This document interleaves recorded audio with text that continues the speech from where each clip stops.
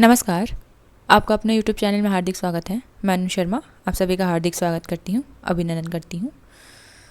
तो आज हम पढ़ेंगे आकाशदीप, जो कि यूजीसी नेट में पूछा जाता है और बहुत ही महत्वपूर्ण कहानी है, जिस पर यूजीसी नेट में बहुत प्रश्न बनते हैं।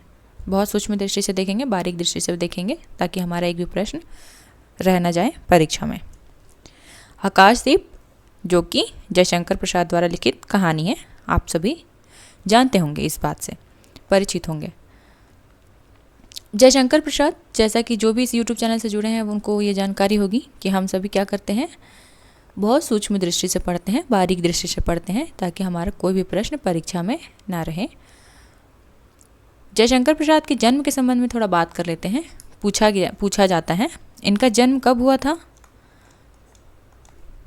इनका जन्म हुआ था 30 जनवरी, ध्यान में रख लीजिएगा, 30 जनवरी 1989। बहुत ही महत्वपूर्ण है, डेट ध्यान में रख लीजिएगा, ठीक।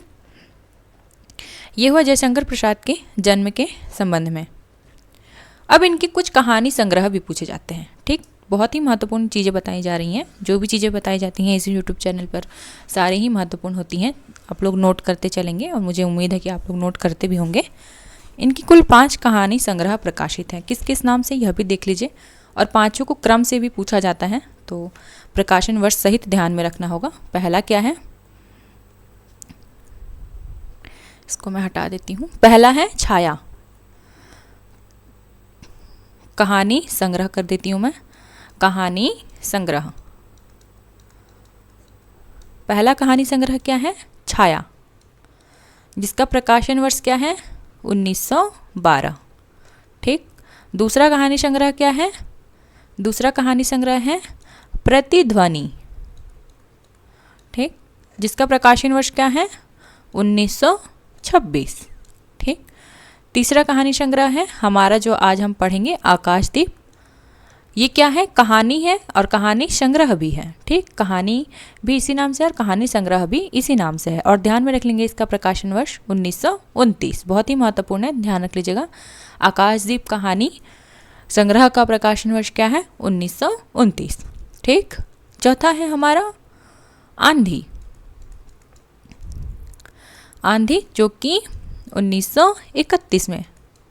और हमारा 5वां है इंद्रजाल, इंद्रजाल। इसके अलावा हम कहानी के विकास पर हमारे YouTube चैनल पे वीडियो है, जिन्होंने नहीं देखा है देख लीजिए, वहाँ ट्रिक के माध्यम से सभी चीज़ें पढ़ाई गई हैं, ठीक है। 1936 ये हुआ आकाशदीप कहानी संग्रह। जयशंकर प्रसाद की जितनी भी कहानियां हैं उसके संबंध में बात, ठीक। छाया, प्रतिध्वनि, आकाशदीप, आंधी, इंद्रजाल।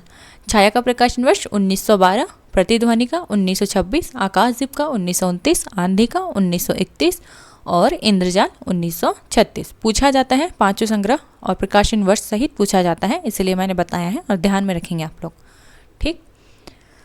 अब जो ये हम आकाशदीप कहानी पढ़ेंगे, तो मैंने इसके पहले भी बताया कि आकाशदीप क्या है, एक कहानी संग्रह भी है जयशंकर प्रसाद का। तो उनमें लगभग 19 कहानियाँ संग्रहित है, ठीक। पहला आकाशदीप, यह भी कहानी, कौन कौन सी कहानियाँ संग्रहित हैं, संकलित हैं इसमें, यह भी ध्यान रख लेंगे।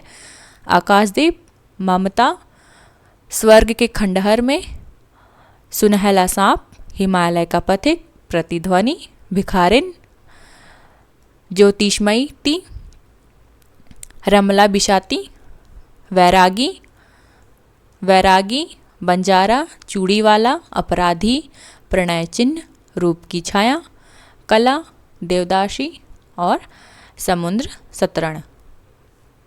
ये सभी कहानियाँ किस में संकलित हैं, आकाशदीप कहानी संग्रह में संकलित हैं, ठीक। अब हम आते हैं आकाशदीप कहानी पर। आकाशदीप कहानी में क्या बताना चाह रहे हैं जयशंकर प्रसाद। जब हम आकाशदीप कहानी को आगे पढ़ेंगे, पूरी कहानी ही पढ़ेंगे क्योंकि प्रश्न बनते हैं इस कहानी पर, तो जयशंकर प्रसाद जी आकाशदीप कहानी के माध्यम से कर्तव्य पथ पर हमेशा आगे बढ़ने का संदेश देते हैं, ध्यान में रखेंगे, ठीक है। और जयशंकर प्रसाद, जैसा कि आप लोग जानते ही होंगे, नाटककार के रूप में विशेष रूप से प्रसिद्ध हैं। उनके सभी नाटक कैसे हैं, ऐतिहासिक नाटक हैं, ठीक। उसी प्रकार कहानियाँ भी उसमें हम देखेंगे ऐतिहासिक पृष्ठभूमि हमें मिल जाती हैं, ठीक। आकाशदीप कहानी में क्या होता है, कर्तव्य पथ पर हमेशा आगे बढ़ने का संदेश देते हैं। ठीक, इस कहानी के माध्यम से अपनी संस्कृति और परंपरा के लिए प्रेम का बलिदान देना ही इस कहानी का उद्देश्य होता है। ठीक, आदर्श प्रेम की स्थापना और प्रेम और त्याग के द्वंद्व में कर्तव्य का विजय दिखाना इनका लक्ष्य है, ध्यान में रखिएगा। ठीक है, आदर्श प्रेम की स्थापना करते हैं और प्रेम और कर्तव्य में से यह कर्तव्य को चुनते हैं, बहुत ही महत्वपूर्ण है, आगे देखेंगे जब हम कहानी पढ़ेंगे तो। ठीक, और इसकी नायिका है, इसकी नायिका का चलिए हम देख लेते हैं। इसकी नायिका का नाम है, आगे आएगा प्रमुख पात्रों में, फिर भी जान लीजिए। इसकी नायिका है चंपा। ठीक, कहानी की नायिका चंपा अकेले आकाशदीप जलाकर बुद्धगुप्त की तरह भटके लोगों को मार्गदर्शन करती है। आगे जब हम चीज़ें पढ़ेंगे, मैं बार बार कह रही हूँ, तो सारी चीज़ें हम इसमें देखेंगे। साथ ही इस कहानी के माध्यम से जयशंकर प्रसाद ने प्रेम, सत्य, कर्तव्य निष्ठा, ईमानदारी, सेवा, नैतिकता जैसे शाश्वत मूल्यों को क्या किया है। जो प्रेम है, सत्य है, कर्तव्य है, ईमानदारी है, सेवा है, जैसे शाश्वत मूल्य जो है हमारे, उसको स्थापित करने का प्रयास किया है, स्थापित किया है कहूँगी, आकाशदीप कहानी के माध्यम से। ठीक, अब कथासार देख लेते हैं। कथासार क्या है? ऐतिहासिक पृष्ठभूमि में प्रेम और घृणा के द्वंद्व को उद्घाटित करती हुई कथा है, ध्यान में रख लीजिएगा। इस कहानी की पृष्ठभूमि कैसी है? ऐतिहासिक है। ठीक है, और नाटक भी आप लोगों ने पढ़ा होगा, चंद्रगुप्त, स्कंदगुप्त, ध्रुव स्वामिनी, और ये और भी बहुत से इनके नाटक हैं। ये सभी क्या है? ऐतिहासिक पृष्ठभूमि पर ही लिखित इनके नाटक हैं। और इसमें क्या है? प्रेम और घृणा में द्वंद्व स्थापित करता हुआ ये कथा है या कहानी है। कर्तव्य और प्रेम की अंतर्द्वंद। पिता की हत्या का आरोपी बुद्धिगुप्त से ही प्रेम से जूझती चंपा द्वारा संपूर्ण जीवन में कर्तव्य के लिए समर्पित करने की रोमांटिक कहानी है। ध्यान में रखिएगा, मैंने पहले ही बताया कि प्रेम और कर्तव्य में से चंपा किसे चुनती है? चंपा जो कि इस कहानी की नायिका है, वो प्रेम और कर्तव्य में से कर्तव्य को चुनती है, और उसका जो प्रेमी होता है बुद्धगुप्त, जो कि उस बुद्धगुप्त ने ही चंपा के पिता की हत्या की होती है, इसको छोड़ देती है, हम आगे पढ़ेंगे। ठीक, और पिता की हत्या का प्रतिशोध रूप इस कहानी में हमें देखने को मिलता है। प्रमुख पात्र देखते हैं। बुद्धगुप्त ताम्रलिप्ति का क्षत्रिय है, ध्यान में रख लीजिएगा। ठीक है, बुद्धगुप्त कौन है? ताम्रलिप्ति का क्षत्रिय। पोताध्यक्ष मणिभद्र की हत्या कर स्वयं व चंपा को मुक्त करता है। आगे हम देखेंगे कि मणिभद्र जो होता है पोताध्यक्ष, पोत का अध्यक्ष, वह क्या करता है? चंपा को बंदी बनाकर रखता है। ठीक, तो उससे उसकी मणिभद्र की हत्या करके बुद्धगुप्त चंपा को भी मुक्त करता है और स्वयं को भी। ठीक, नए द्वीप को चंपा द्वीप नाम देता है जहाँ वे रहते हैं। ध्यान में रख लीजिएगा, जहाँ वे रहते हैं उसको चंपा द्वीप। चंपा कौन है? इस कहानी की नायिका। उसी के नाम पर एक द्वीप का नाम रखता है। कौन रखता है? बुद्धगुप्त रखता है, ध्यान में रखेंगे। ठीक, बाली, जावा, सुमात्रा के वाणिज्य पर एकाधिकार स्थापित करता है। ये बाली, जावा, सुमात्रा ये सभी कहाँ है? श्रीलंका के द्वीप हैं। ठीक, तो वहाँ पर वाणिज्यिक एकाधिकार स्थापित करता है। कौन? बुद्धगुप्त। चंपा महानाविक संबोधित करती है। चंपा इसे क्या, बुद्धगुप्त को क्या कहती है? महानाविक, ध्यान में रख लीजिएगा। पूछा जा सकता है, जिस प्रकार पैटर्न बदल रहा है यूजीसी का, तो कहीं से भी कुछ भी प्रश्न पूछा जा सकता है। तो चंपा बुद्धगुप्त को क्या संबोधित करके बोलती हैं? तो महानाविक कहती है। ठीक है, आगे चलते हैं। चंपा से विवाह कर भारत लौटने को इच्छुक। कौन है इच्छुक चंपा से विवाह करके भारत लौटने को? तो बुद्धगुप्त इच्छुक है। ठीक है, अब आते हैं नायिका चंपा पर। चंपा जिस पर हम बार बार बात कर रहे हैं, चंपा कौन है? नायिका, जैसे कि मैं पहले ही बता चुकी हूँ। जाह्नवी के तट पर चंपा नगरी की क्षत्रिय बालिका है। ध्यान में रखेंगे, कौन है? क्षत्रिय बालिका है।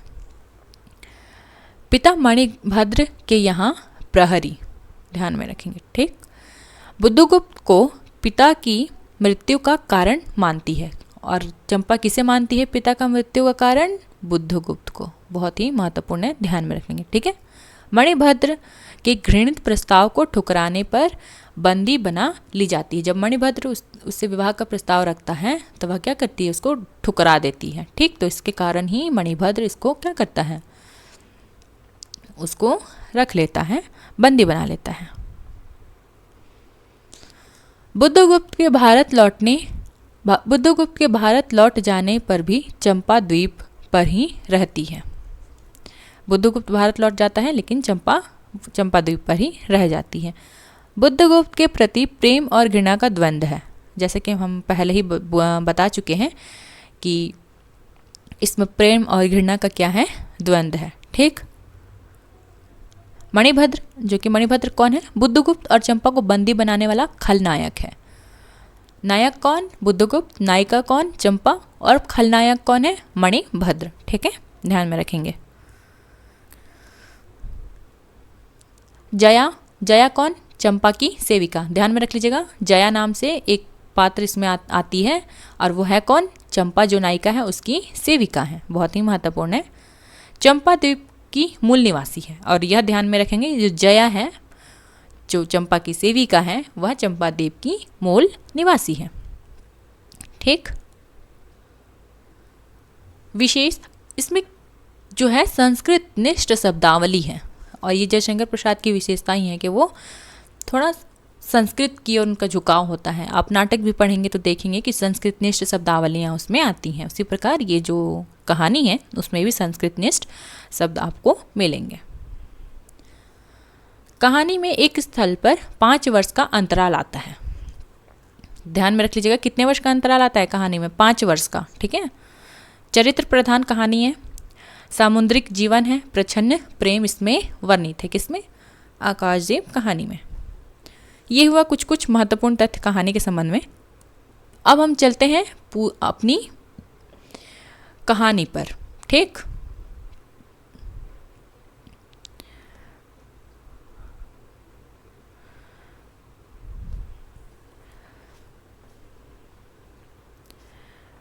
मैं थोड़ा निकाल देती हूँ।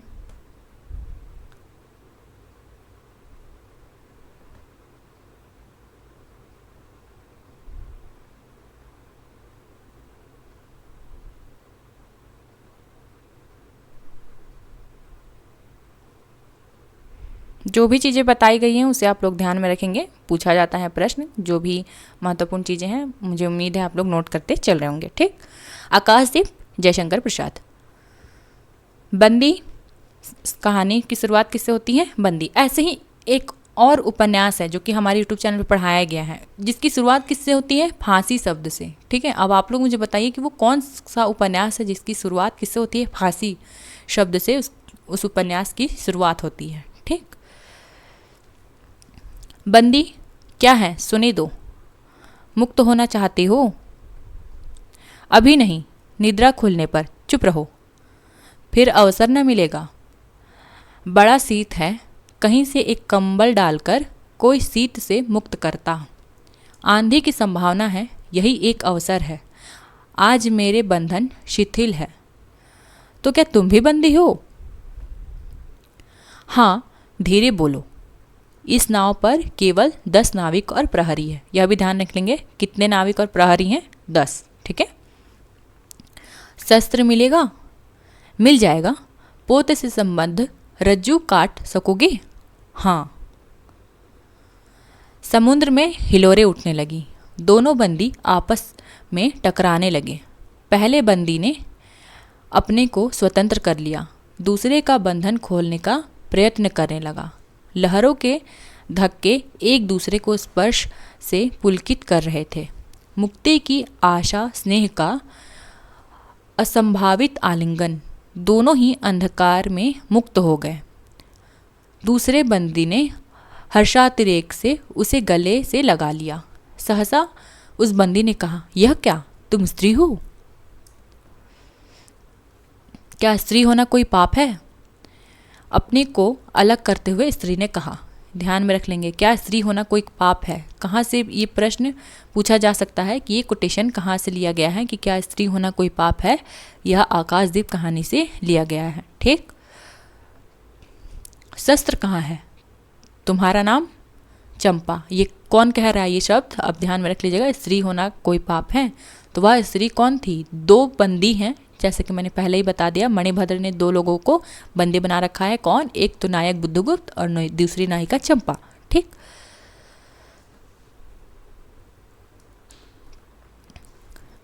तारक खचित नील अंबर और समुद्र में अवकाश में पवन उधम मचा रहा था। अंधकार से मिलकर पवन दुष्ट हो रहा था। समुद्र में आंदोलन था। नौका लहरों में विकल थी। स्त्री सतर्कता से लुढ़कने लगी। एक मतवाले नाविक के शरीर से टकराती हुई सावधानी से उसका कृपाण निकालकर फिर लुढ़कते हुए बंदी के समीप पहुंच गई। सहसा पोत के पथ प्रदर्शक ने चिल्लाकर कहा, आंधी! आपत्ति सूचक तुर बजने लगा। सब सावधान होने लगे। बंदी युवक उसी तरह पड़ा रहा। किसी ने रस्सी पकड़ी, कोई पाल खोल रहा था, पर युवक बंदी लुढ़क कर उस रज्जू के पास पहुंचा जो पोत से संलग्न थी। तारे ढक गए, तरंगे उद्वेलित हुईं, समुद्र गरजने लगा। भीषण आंधी पिशाचिनी के समान नाव को अपने हाथों में लेकर कुंदुक क्रीड़ा और अट्टहास करने लगी। एक झटके के साथ ही नाव स्वतंत्र थी। उस संकट में भी दोनों बंदी खिलखिलाकर हंस पड़े। आंधी के हाहाकार में उसे कोई न सुन सका। अनंत जलनिधि में उषा का मधुर आलोक फूट पड़ा। सुनहली किरणें और लहरों की कोमल सृष्टि मुस्काने लगी। सागर शांत था। नाविकों ने देखा, पोत का पता नहीं, बंदी मुक्त है। नायक ने कहा, बुद्धगुप्त, तुमको मुक्त किसने किया? कृपाण दिखाकर बुद्धगुप्त ने कहा, इसने। नायक ने कहा, तो तुम्हें फिर बंदी बनाऊंगा। किसके लिए? पोताध्यक्ष मणिभद्र अतल जल में होगा। नायक, अब इस नौका का स्वामी मैं हूँ। पोताध्यक्ष कौन है? मणिभद्र। ध्यान में रखेंगे। तुम जलदस्यु बुद्धगुप्त, कदापि नहीं। चौंक कर नायक ने कहा और अपना कृपाण टटोलने लगा। चंपा ने इसके पहले ही उस पर अधिकार कर लिया था। वह क्रोध में उछल पड़ा। जैसा कि मैंने बताया, जैसा कि हमने पहले पढ़ा कि जो चंपा होती है लुढ़क लुढ़क कर वो कृपाण निकाल कर ले आती है। ठीक। जब वो ढूंढने लगता है तो उसको मिलता नहीं है। तो तुम द्वंद्व युद्ध के लिए प्रस्तुत हो जाओ। जो विजयी होगा वह स्वामी होगा। इतना कहकर बुद्धगुप्त ने कृपाण देने का संकेत किया। चंपा ने कृपाण नायक के हाथ में दे दिया। भीषण घात प्रतिघात आरंभ हुआ। दोनों कुशल, दोनों त्वरित गति वाले थे। बड़ी निपुणता से बुद्धगुप्त ने अपना कृपाण दांतों से पकड़कर अपने दोनों हाथ स्वतंत्र कर लिए। चंपा भय और विस्मय से देखने लगी। नाविक प्रसन्न हो गए, परंतु बुद्धगुप्त ने लाघव से नायक का कृपाण वाला हाथ पकड़ लिया और विकट हुंकार से दूसरा हाथ कटी में डालकर उसे गिरा दिया। दूसरे ही क्षण प्रभात की किरणों से बुद्धगुप्त की विजय कृपाण उसके हाथों में चमक उठी। माने बुद्धगुप्त जीत गया। नायक की कातर आंखें प्राण भिक्षा मांगने लगी। बुद्धगुप्त ने कहा, बोलो, अब स्वीकार है कि नहीं? मैं अनुचर हूँ, वरुण देव की शपथ, मैं विश्वासघात नहीं करूँगा। बुद्धगुप्त ने उसे छोड़ दिया। चंपा ने युवक जलदस्यु के समीप आकर उसके क्षतों को अपनी स्निग्ध दृष्टि और कोमल करों से वेदना विहीन कर दिया। बुद्धगुप्त के सुगठित शरीर पर रक्त बिंदु विजय तिलक कर रहे थे। विश्राम लेकर बुद्धगुप्त ने पूछा, हम लोग कहाँ जाएंगे? हम लोग कहाँ होंगे? बाली द्वीप में बहुत दूर, संभवतः एक नवीन द्वीप के पास। जिसमें अभी हम लोगों का बहुत काम आना जाना होता है, जिसमें हम लोगों का बहुत कम आना जाना होता है। सिंघल के वणिकों की वहाँ प्राधान्य है। कितने दिनों में हम लोग वहाँ पहुँचेंगे? अनुकूल पवन मिलने पर 2 दिन में। तब तक के लिए खाद्य का अभाव न होगा। सहसा नायक ने नाविकों को डांड लगाने की आज्ञा दी और स्वयं पतवार पकड़कर बैठ गया। बुद्धगुप्त के पूछने पर उसने कहा, यहाँ एक जलमग्न शैलखंड है, सावधान न रहने से नाव टकराने का भय है। तुम्हें इन लोगों ने बंदी क्यों बनाया? वणिक मणिभद्र की पाप वासना ने। ध्यान में रख लेंगे, किससे पूछा गया था तुम्हें यहाँ बंदी किसने बनाया? बुद्धगुप्त ने पूछा है चंपा से। ठीक। तुम्हारा घर कहाँ है? जाह्नवी के तट पर। किसका घर जाह्नवी के तट पर है? चंपा का। चंपा नगरी की एक क्षत्रिय बालिका हूँ। पिता इसी मणिभद्र के यहाँ प्रहरी का काम करते थे। कौन? चंपा के पिता किसके यहाँ काम करते थे? मणिभद्र के यहाँ। ठीक। क्या काम करते थे? प्रहरी का। माता का देहावसान हो जाने पर मैं भी पिता के साथ नाव पर ही रहने लगी। 8 बरस से समुद्र ही मेरा घर है। कितने वर्ष से? 8 वर्ष से वह लगातार समुद्र पर ही रहती है। तुम्हारे आक्रमण के समय मेरे पिता ने 7 जलदस्युओं को मारकर जल समाधि ली। 1 मास हुआ मैं इस नील नभ के नीचे नील जल निधि के ऊपर एक भयानक अतंतता में निस्सहाय हूँ। इस भयानक अनंतता में निस्सहाय हूँ, अनाथ हूँ। मणिभद्र ने मुझसे एक दिन घृणित प्रस्ताव किया। मैंने उसे गालियाँ सुनाई। उस दिन से बंदी बना दी गई। चंपा रोष में जल रही थी। ठीक। ध्यान में रख लीजिएगा। और चंपा के पिता की मृत्यु कैसे हुई थी? तो जो बुद्धगुप्त है वो क्या है? जलदस्यु है। ठीक है।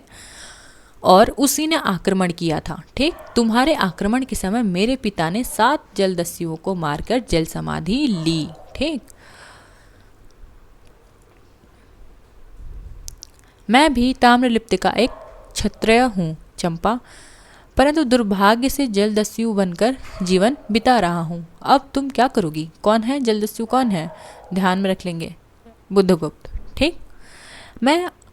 मैं अपने अदृष्ट को अनिर्दिष्ट ही रहने दूंगी, वह जहाँ ले जाए। चंपा की आंखें निस्सीम प्रदेश में निरुद्देश्य थी।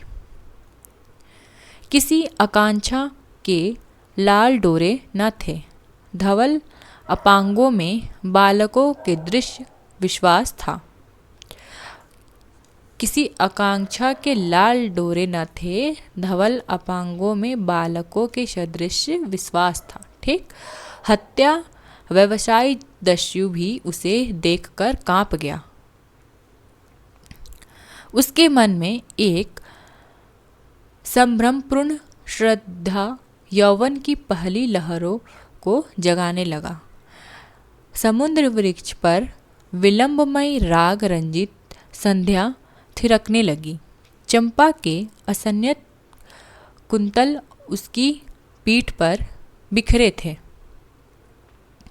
दुर्दांत दस्यु ने देखा अपनी महिमा में अलौकिक एक तरुण बालिका। वह विस्मय से अपने हृदय को टटोलने लगा। उसे नई वस्तु का पता चला। वह थी कोमलता। क्या थी वह? कोमलता। ठीक। किसके प्रति उसकी भावना जगने लगी थी? चंपा के प्रति। ठीक। उसी समय नायक ने कहा, हम लोग द्वीप के पास पहुंच गए। बेला से नाव टकराई। चंपा निर्भीकता से कूद पड़ी। मांझी भी उतरे। बुद्धगुप्त ने कहा, जब इसका कोई नाम नहीं है तो हम लोग इसे चंपा द्वीप कहेंगे। ध्यान में रख लीजिएगा। ठीक। किसने नाम दिया था उस द्वीप का जिसका कोई नाम नहीं था? उसे बुद्धगुप्त ने दिया था। और क्या दिया था? चंपा द्वीप।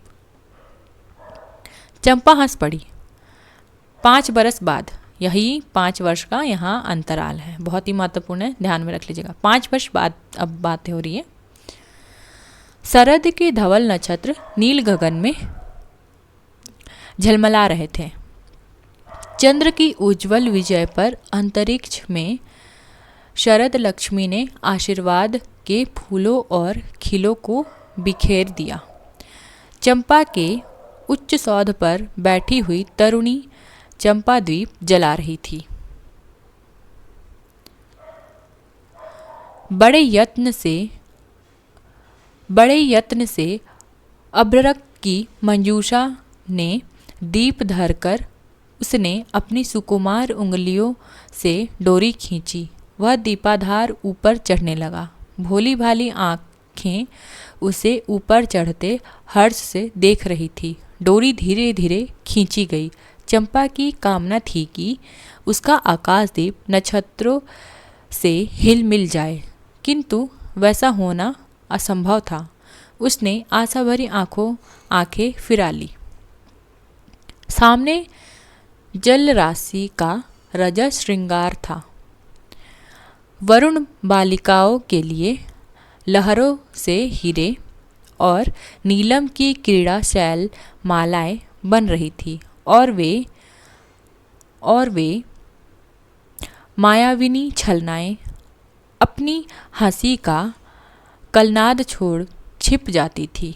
दूर दूर से धीवरों का वंशी झनकार करके संगीत सा मुखरित होता था। चंपा ने देखा कि तरल संकुलित जलराशि में उसके कंदिल का प्रतिबिंब अस्त व्यस्त था। वह अपनी पूर्णता के लिए सैकड़ों चक्कर काटता था। वह अनमनी होकर उठ खड़ी हुई। किसी को पास न देखकर पुकारा, जया। जया कौन, हम पहले ही पढ़ चुके हैं, उसकी सेविका। किसकी सेविका? तो चंपा की। एक श्यामा युवती सामने आकर खड़ी हो गई। वह जंगली थी। कौन? जया। कैसी थी? जंगली थी। और कहाँ रहती थी? चंपा द्वीप। ठीक, जो द्वीप का कोई नाम ही नहीं था, तो बुद्धगुप्त ने उस द्वीप का क्या नाम दिया था? चंपा द्वीप। और चंपा द्वीप पर ये मूल निवासी थी, वहीं पर रहती थी। ठीक। नील नभोमंडल से मुख में शुद्ध नक्षत्रों की पंक्ति के समान उसके दांत हंसते ही रहते थे। किसके? तो जया के। वह चंपा को रानी कहती। वह चंपा को क्या कहती थी? रानी कहती। बुद्धगुप्त की आज्ञा थी। बुद्धगुप्त की आज्ञा पर ही क्या कहती थी? रानी। ठीक। महानाविक कब तक आएंगे? बाहर पूछो तो, चंपा ने कहा। जया चली गई। महानाविक, जैसा कि मैं पहले ही बता चुकी हूँ, महानाविक संबोधित करती थी कौन? चंपा। और किसको संबोधित करती थी? बुद्धगुप्त को। ठीक। दुरागत पवन चंपा के अंचल में विश्राम लेना चाहता था। उसके हृदय में गुदगुदी हो रही थी। आज न जाने क्या होगा। वह बेसुध थी। एक दीर्घकाय दृढ़ पुरुष ने उसकी पीठ पर हाथ रखकर चमत्कृत कर दिया। उसने फिर कर कहा, बुद्धगुप्त, बावली हो क्या? यहाँ बैठी हुई अभी तक दीप जला रही हो? तुम्हें यह काम करना है? क्षीर निशिशाई अनंत की प्रसन्नता के लिए क्या दासियों से आकाश दीप जलवाऊं? हंसी आती है। तुम किसको दीप जलाकर पथ दिखलाना चाहती हो? उसको जिसको तुमने भगवान मान लिया है? हाँ, वह भी कभी भटकते हैं, भूलते हैं, नहीं तो बुद्धगुप्त को इतना ऐश्वर्य क्यों देते? तो बुरा क्या हुआ? इस द्वीप की आंधीश्वरी चंपा रानी, मुझे इस बंदी गृह से मुक्त करो। अब तो बाली, जावा, सुमात्रा का वाणिज्य केवल तुम्हारे ही अधिकार में है। महानाविक, ध्यान में रख लेंगे कौन कौन से द्वीप का नाम है? बाली है, जावा है और सुमात्रा। परंतु मुझे उन दिनों की स्मृति सुहावनी लगती है जब तुम्हारे पास एक ही नाव थी और चंपा के उपकूल में पर्ण लाद कर हम लोग सुखी जीवन बिताते थे। इस जल में अगणित बार हम लोगों की तरी आलोकमय प्रभात में तारिकाओं की मधुर ज्योति में थिरकती थी। बुद्धगुप्त, उस विजन अनंत में अब माझी सो जाते थे, दीपक बुझ जाते थे। हम तुम परिश्रम से थक कर पालों में शरीर लपेटकर एक दूसरे का मुंह क्यों देखते थे? वह नक्षत्रों की मधुर छाया तो चंपा, अब उससे भी अच्छे ढंग से हम लोग विचर सकते हैं। तुम मेरी प्राणदात्री हो, मेरी सर्वस्व हो। नहीं नहीं नहीं, तुमने दस्युवृत्ति छोड़ दी, परंतु हृदय वैसा ही अकरुण, सतृष्ण और ज्वलनशील है। कौन कह रहा है? ध्यान में रख लीजिए। तुमने दस्युवृत्ति तो छोड़ दी है, परंतु तुम्हारा हृदय कैसा है? अभी भी अकरुण है, सतृष्ण है और ज्वलनशील है। तुम भगवान के नाम पर हंसी उड़ाते हो, मेरे आकाशद्वीप पर व्यंग्य करते हो। नाविक, उस प्रचंड आंधी में प्रकाश की एक एक किरण के लिए हम लोग कितने आकुल थे। तुम्हें स्मरण है, जब मैं छोटी थी मेरे पिता नौकरी पर समुद्र में जाते थे। मेरी माता मिट्टी का दीपक बांस की पिटारी में भागीरथी के तट पर बांस के साथ ऊंचे टांग देती थी। उस समय वह प्रार्थना करती, भगवान, मेरे पथभ्रष्ट नाविक को अंधकार में ठीक पथ पर ले चलना। कौन? उनकी चंपा की माता। ठीक, जब उसके पिता जाते थे तो क्या करती थी? एक दीप टांग देती थी। ठीक, और उसकी मान्यता थी कि इससे जो पथभ्रष्ट नाविक हैं उनको जो अंधकार में ठीक ठीक पथ पर लाने में सहायता मिलेगी। और जब मेरे पिता वर्षों पर लौटते तो कहते, साध्वी, तेरी प्रार्थना से भगवान ने संकटों में मेरी रक्षा की।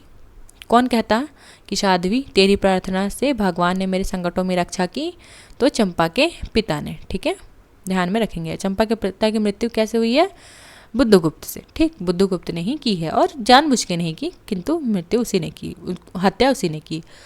वह गदगद हो जाती, मेरी माँ, आह नाविक, यह उसी की पुण्य स्मृति है। मेरे पिता, वीर पिता की मृत्यु के निष्ठुर कारण जलदस्यु, हट जाओ। उसको ये स्मरण हो जाता है कि इसी जलदस्यु ने ही मेरे पिता की मृत्यु की, अर्थात बुद्धगुप्त ने ही मेरे पिता को मारा है। सहसा चंपा का मुख क्रोध के भीषण होकर रंग बदलने लगा। महानाविक ने कभी यह रूप न देखा था। वह ठठाकर हंस पड़ा। यह क्या चंपा, तुम अस्वस्थ हो जाओगी, सो रहो, कहता हुआ चला गया। चंपा मुट्ठी बांधे उन्मादिनी सी घूमती रही। निर्जन समुद्र के उपकूल में वेला से टकराकर लहरें बिखर जाती थी। पश्चिम का पथिक थक गया था। उसका मुख पीला पड़ गया था। अपनी शांत गंभीर हलचल में जलनिधि विचार में निमग्न था। वह जैसे प्रकाश की उन्मीलन किरणों से विरक्त था। चंपा और जया धीरे धीरे उस तट पर आकर खड़ी हो गई। तरंग से उठते हुए पवन ने उसकी वासना को अस्त व्यस्त कर दिया। जया के संकेत से एक छोटी सी नौका आई। दोनों के उस पर बैठते ही नाविक उतर गया। जया नाव खेने लगी। चंपा मुग्ध सी समुद्र के उदास वातावरण में अपने को मिश्रित कर देना चाहती थी। इतना जल, इतनी शीतलता, हृदय की प्यास न बुझी। पी सकूंगी? नहीं। तो जैसे वेला में चोट खाकर सिंधु चिल्ला उठता है, उसी के समान रुदन करूं, या जलते हुए स्वर्ण गोलक सदृश अनंत जल में डूबकर बुझ जाऊं। चंपा को देखते देखते पीड़ा और ज्वलन से आरक्त बिंब धीरे धीरे सिंधु में चौथाई आधा फिर संपूर्ण विलीन हो गया। एक दीर्घ निश्वास लेकर चंपा ने मुख फेर लिया। देखा तो महानाविक का बजारा उसके पास है। बुद्धगुप्त ने झुककर हाथ बढ़ाया। चंपा उसके सहारे बजरे पर चढ़ गई। दोनों पास पास बैठ गए। इतनी छोटी नाव पर इधर घूमना ठीक नहीं। पास ही वह जलमग्न शैलखंड है। कहीं नाव टकरा जाती या ऊपर चढ़ जाती चंपा तो अच्छा होता। बुद्धगुप्त, जल में बंदी होना कठोर प्राचीरों से तो अच्छा है। आह चंपा, तुम कितनी निर्दय हो। बुद्धगुप्त को आज्ञा देकर देखो तो वह क्या नहीं कर सकता। ध्यान में रखेंगे इस लाइन को, इस पंक्ति को। जो तुम्हारे लिए नए द्वीप की सृष्टि कर सकता है, नई प्रजा खोज सकता है, नए राज्य बना सकता है, उसकी परीक्षा लेकर देखो तो। कहो चंपा। वह कृपाण से अपना हृदय पिंड निकालकर अपने हाथों अतल जल में विसर्जन कर दे।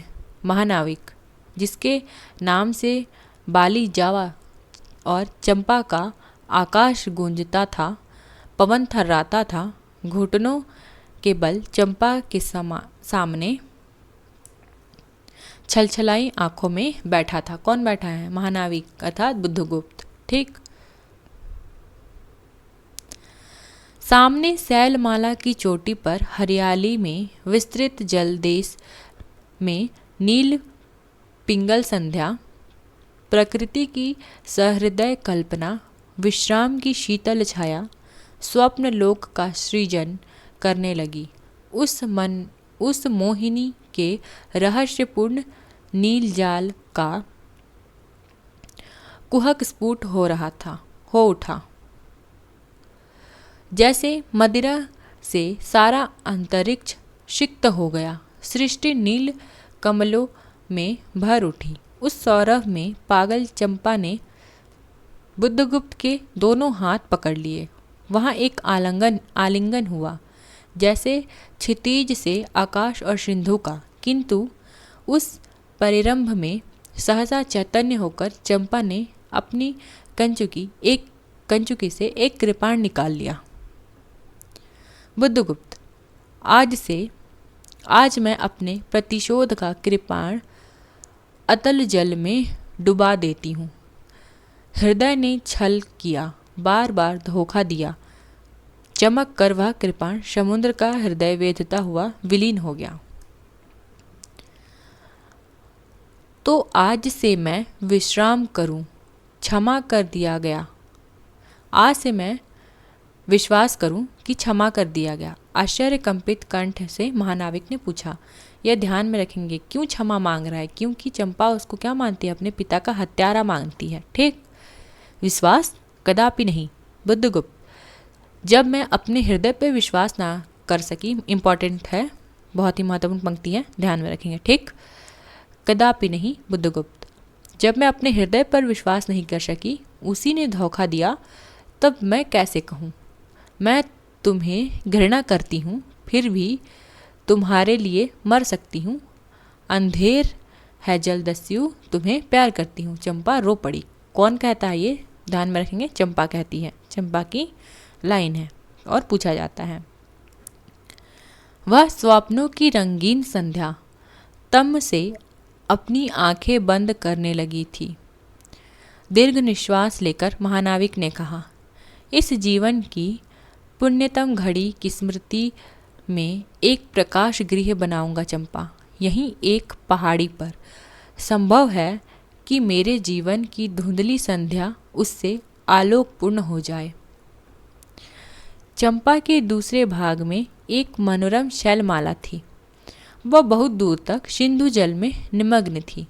सागर का चंचल जल उस पर उछलता हुआ उसे छिपाए था। आज उसी शैलमाला पर चंपा के आदि निवासियों का समारोह था। उन सबों ने चंपा को वन देवी सा सजाया था।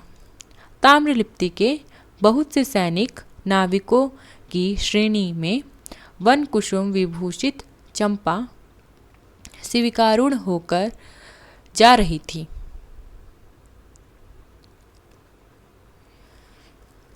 शैल के एक ऊंचे शिखर पर चंपा के नाविकों को सावधान करने के लिए सुदृढ़ दीप स्तंभ बनाया गया था।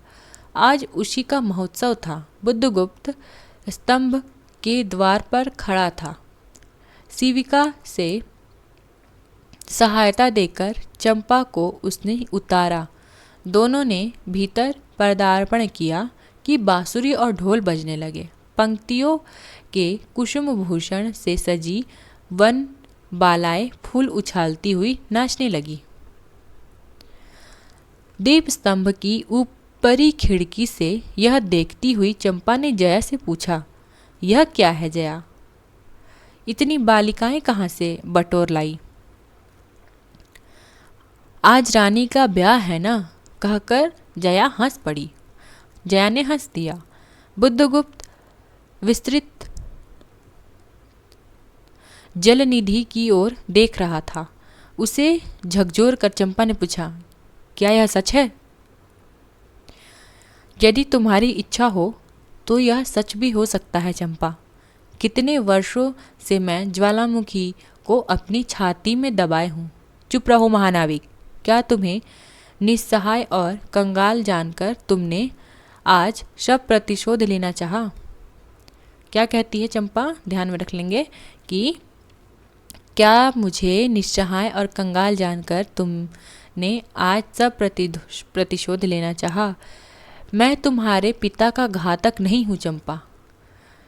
वह एक दूसरे जलदस्यु के शस्त्र से मरे। ध्यान में रख लेंगे, ठीक है?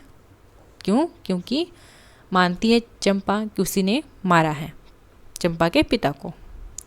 यदि मैं इसका विश्वास कर सकती बुद्धगुप्त, वह दिन कितना सुंदर होता, वह क्षण कितना स्पृहणीय।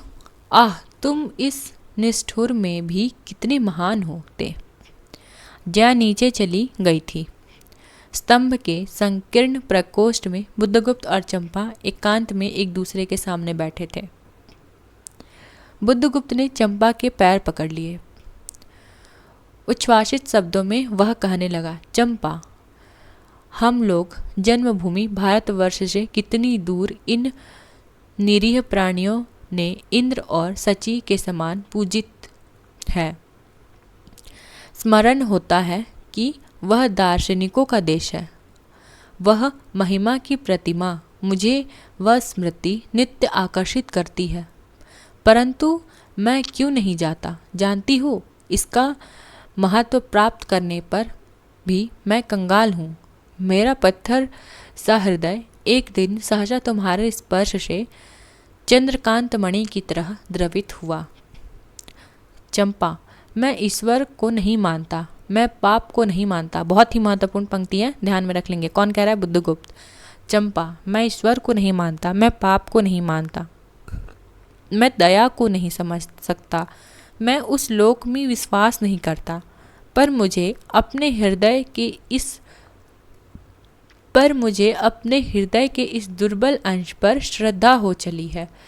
तुम न जाने कैसे एक बहकी हुई तारिका के समान मेरे शून्य में उदित हो गई हो। आलोक की एक कोमल रेखा इस निविड़तम में मुस्काने लगी।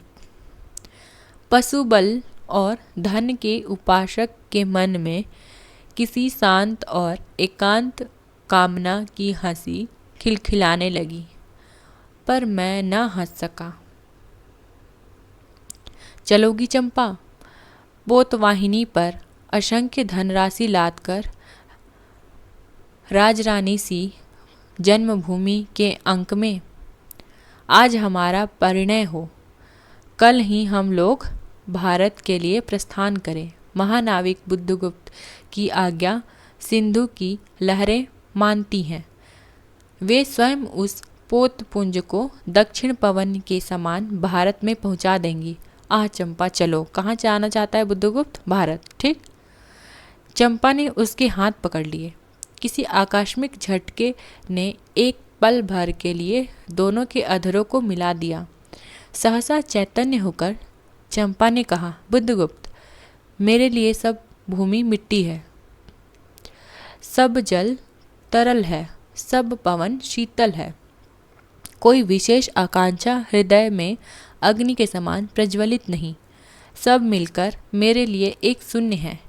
प्रिय नाविक, तुम स्वदेश लौट जाओ विभवों का सुख भोगने के लिए और मुझे छोड़ दो इस निरीह भोले भाले प्राणियों के दुख की सहानुभूति और सेवा के लिए। वो क्या कहती है कि तुम लौट जाओ मुझे, लेकिन यहाँ छोड़ दो।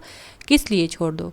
मुझे इस भोले भाले प्राणियों की दुख की सहानुभूति और सेवा के लिए छोड़ दो। कौन कहती है? चंपा।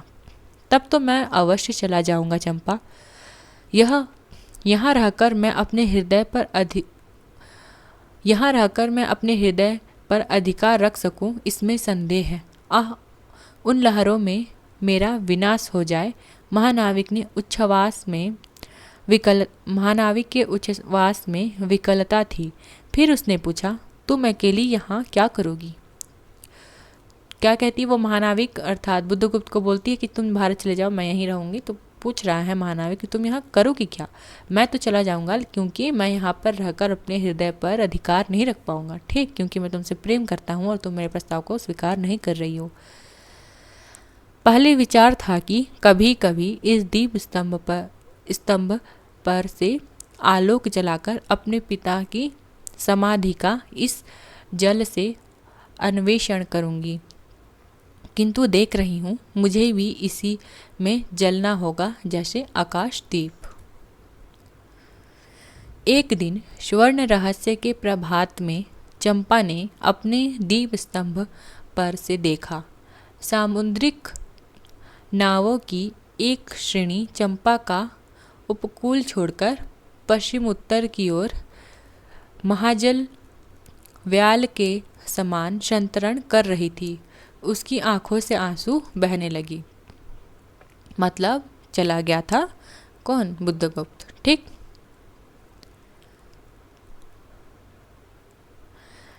यह कितनी ही शताब्दी पहले की कथा है। चंपा आजीवन उस दीप स्तंभ में आलोक जलाती रही, किंतु उसके बाद भी बहुत दिन द्वीपवासिनी उस माया ममता और स्नेह सेवा की देवी की समाधि सदृश पूजा करते थे। एक दिन काल के कठोर हाथों ने उसे भी अपनी चंचलता में गिरा दिया। यहीं पर आके ये जो कहानी है समाप्त हो जाती है।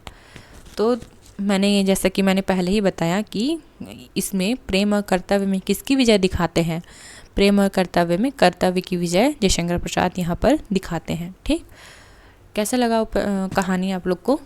मुझे कमेंट में बताइएगा। अब मिलते हैं दूसरी कहानी में, दूसरे वीडियो में अपने। देखने के लिए धन्यवाद।